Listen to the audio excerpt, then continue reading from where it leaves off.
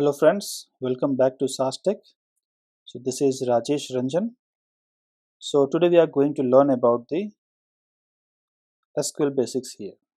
So basically what is an SQL?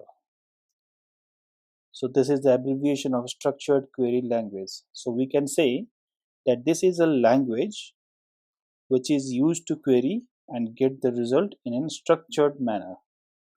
Okay, that's how it is being made as a structured query language as SQL. So we can say it is easy to learn and it is always used into the RDBMS systems. So all the relational database management system, they basically prefer SQL basics or SQL queries to run on that. And then SQL is also used to query the databases and get the output into the structured manner. Okay, so this is just the basic of this. So next we can go through. So how does the SQL query work? So let's suppose we have a database system and we have the SQL query. So how the SQL query will interact with the database system?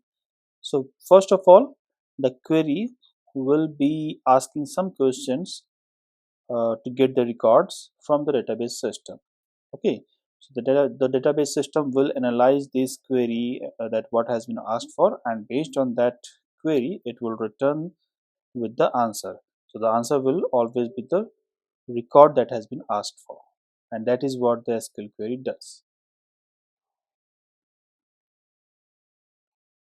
Okay, so if you see into the detail that how the query process works, so let's say suppose we have a employee database. So if we have a database, then we will have a database manager, and then we have an user here. So what happens, the user will come and ask to the database manager, and they will user will post some queries, some questions to get the record out of the employee database. But the database manager will not give the data to any user who is coming and asking the query. So first of all, the user has to authenticate itself to the database manager. Okay, so what will happen, the user will present its ID. We can call that is it's an identification that has been given to database manager. Okay, so this process is called, we can say that it's a login request to Oracle. Okay, so the database manager will now check the identification that has been received from the user. So database manager will check the identification that has been received from user and check whether it is correct or not. If it is correct, database manager will allow access to the database. So once it is verified, the user will reply with the login successful message that okay, the user is now authorized and login is successful. Okay, so it means that the user is now logged in successfully to the Oracle. Now the user is all set to go for the query. So now the user will prepare a query and send it to the database manager.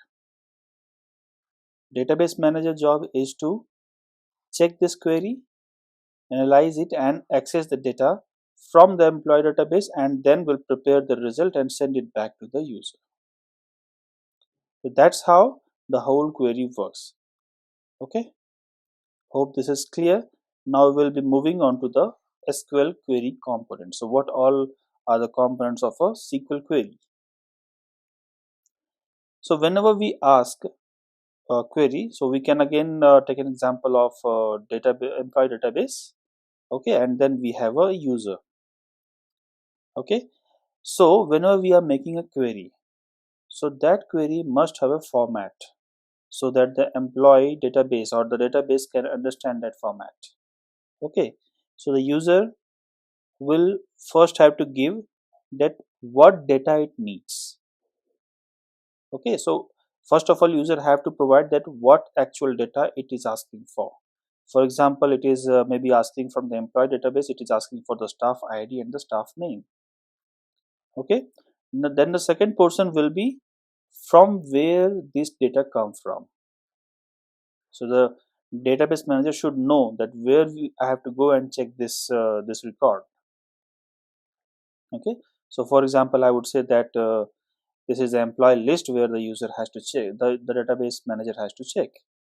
Okay, and then the third part is condition. If there is any condition, that is an optional, it may or may not be present, but the user can give some additional condition, like the user want to see only the employees who is from the production department. Okay, so this is basically a condition. So all these three comprise together a SQL query. So in short, we can say the query can have these three components. Select.